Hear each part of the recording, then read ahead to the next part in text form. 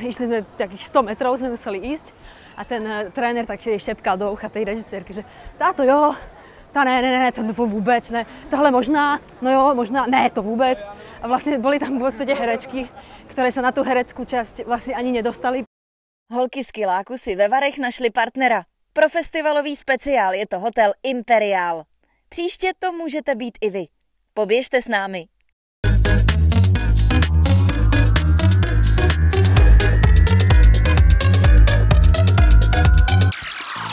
My vás vítáme u dalšího speciálního Kiláku v Karlových Varech. Naším dnešním hostem je Judith Bardoš. Ahoj, Judith. Ahoj. Řekni nám ve 3 bodech, kdo je Judith Bardoš, jak by se charakterizovala? Ja som herečka, Maďarka zo Slovenska a teraz som v Karlových Varoch druhýkrát.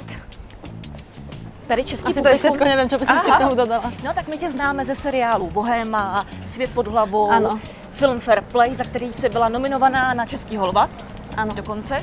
A vlastně nevíme úplně jistě tím, že jsi, jak jsi to říkala, Maďarka ze Slovenska. Áno, Jestli to říkáme dobře, to tvoje jméno, Judith Bardoš. áno, krásne to hovoríte. Judith Takhle je to Bardoš. správně. Tak to je správne. Tak to jsme rádi. Maďarsky je to Bardoš Judith, pretože Maďari to hovoria opačne. Aha. Najskôr majú priezvisko a potom meno. A Slováci a Češi to majú takto. My jsme tady nakousli to, že jsi hrála ve Fair Play, že jsi byla i nominovaná na toho Českého lva. A tam si vlastně hodně běhala. Áno, Takže je ti to blízký běhat a běháš ráda? je mi to blízke.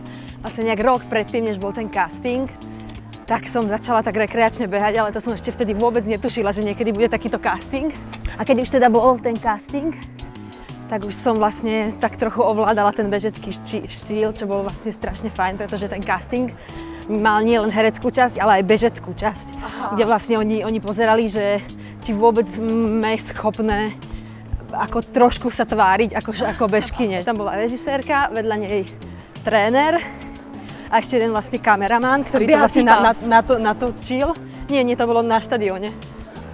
A natočili to a počas toho vlastne išli sme takých 100 metrov, sme museli ísť a ten tréner tak šepkal do ucha tej režisérky, že táto jo, tá ne, to vôbec ne, tohle možná, no jo, možná, ne, to vôbec. A vlastne boli tam v podstate herečky, ktoré sa na tú hereckú časť vlastne ani nedostali. Takže ten styl by si měla mít zmáklý. Když se podíváš na nás, tak... Víš, že jsi jako dobrý, jestli bychom tu roli eventuálně Ja myslím, dostali. že je to fajn, jo. Asi hej. Tebe trošku možno takto lietajú ruky, čo úplne netreba. Ale vlastne, že myslím, že máte, pretože viete tie ruky. Napríklad ja keď predtým, kedy si začala behať, tak mňa napríklad celkom takto šli ruky. A to napríklad viem, že nie je dobre, pretože to nepomáha pri tom behu, ale to trošku prekáža. Takže ruce musí mít v pěst. Ani nie, že v pezdi, ale že proste hore a nie takto. Aha. Jak se to stane, že se holka ze Slovenska, myslím tím dobrá herečka ze Slovenska, dostane do českého filmu? Prostě tak, že tento film, No většinou to vozí Filip Renč, tak to nebyl tvůj případ, ale... Nie, to bol takto, že tento film je česko-slovensko-nemecká koprodukcia. Čiže sú v tom aj slovenské peniaze, má to aj slovenského producenta.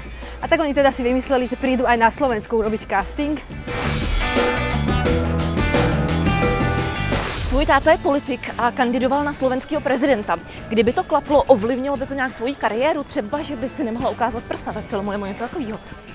Ja si myslím, že nie. Pretože som dospelý človek. No a byla bys první dcera. Môj otec mi takéto niečo nezakazuje a herectvo práve, že v podstate často to takúto vec musíme urobiť pre ten vlastne film. Takže herec a herečka nemôže byť herečkou len proste dušou a emóciami, že musíme byť hercami aj telom, bohužiaľ, a to k tomu patrí, aj keď to nikto z nás nemá rád. Takže to by myslím, že moju nejakú nahotu vo filme neovplyvnilo. Určite nie. Jsem myslela spíš ne, že by to tátovi se nelíbilo z nějakých protokolárních záležitostí. No tak víš, my to tady máme z vlastních O tom zkušeností. neviem, o tom vôbec neviem. No tak my tady máme pár zkušeností, máme taky první dceru tady u nás v České republice, taky Ano. se tady řešilo pár takových choulostivých situací. Tak to ja vôbec neviem. Tak Nebyla ja to sa úplně priznám, že nahotá neviem. teda. Byla to swingers party, tuším tenkrát. Ale tak to mala v rámci nejakej práce? Ani ne. No, tak ja by som to mala asi v rámci práce, ale Jasně, tak to by bylo něco jiného, chápu. ale ja keď sa tomu môžem vyhnúť, tak ja sa tomu rada vyhnem, samozrejme. Nahote.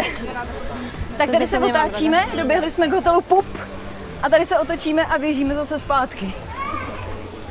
Nastajeme karlovarskou festivalovou atmosféru. No je tu strašně veľa ľudí. Jak se to stane, že se herečka dostane na festival? Reprezentuje tady nějaký film? Nebo jede na večírek? Jak to je?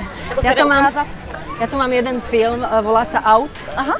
To je Česko, Slovensko, Maďarsko, francúzska koprodukcia. A s týmto filmem sme boli tento rok vlastne v Cannes. A tento rok je tu v Karlových Varoch tento film zaradený do sekcie českých filmov. A okrem toho je tu premiéru, tu má internetový seriál Pěstírna, ktorá už bežala na internete, posledná časť ešte nebola. To je takový hezký téma moc, ta Pěstírna. Áno.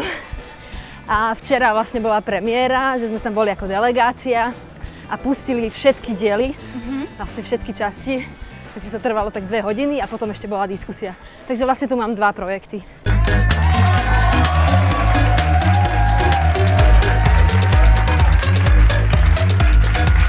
Já vím, že jsi tady vlastně už byla s Fairplay, takže si tady taky prezentovala film, ale když bys tady, jako některé tvoje kolegyně, nebyla s filmem, co tady tak ty herečky dělají? Fakt jenom chodí po těch večírcích a na párty? Tak tu je tu čo robiť stále, že vlastne ja si myslím, neviem, ja som ešte nebola bez toho, že by som tu mala film. Takže keď tu mám film, tak celkom človek má akože nejaké povinnosti, že musí ísť na nejaké tie diskusie a rozhovory. Ale tak neviem, strašne veľa ľudí sa tu stretne vlastne z branže, z filmovej, kedy vlastne sa nepracuje. Veľmi často sa stretávame na placi, kde sa proste pracuje a tam akože trošku sa vieme porozprávať, ale vždy je to vlastne práca, nie je to také uvoľňujúce. A toto je vlastne, že je aj leto, sú tu aj filmy, sú tu koncerty. Takže myslím, že preto sem tak veľa ľudí rád chodí. Aj tie herečky, ktoré napríklad v tom roku nemajú film. Ve kterém jazyce se ti hraje nejlíp? To je celkom ťažká otázka. Asi tá maďarčina je mi najbližšia, ale tým, že som teraz naozaj veľmi veľa hrala slovensky a po česky, tak teraz, ako točím maďarský film, tak na to veľmi sa musím sústrediť, aby tá výslovnosť bola dobrá. Takže momentálne mám pocit, že v každej reči, ani v jednej reči nie som dokonalá vo výslovnosti. Tak to teraz je, no, mám taký pocit. Je něco v rámci role, do čeho bys nešla? Na co by si třeba vzala dublérku? Tak to teraz úplne neviem povedať. To by záležalo asi od konkrétneho projektu. Neviem. Alebo od toho nejakého scenára. Neviem, ale aký extrém myslíte, že nejak napríklad, že nahotu myslíte, Nevím, alebo že... To už proběhlo, alebo že že Fairplay byli, že jo, prsa, myslím. Tomu říkáte běh, tohleto? To je náš bývalý host, no to je hezký. Je to možný? My jsme Ahoj, já vás doběhli. nepozdravím, já běžím dál, protože vy vůbec neběháte.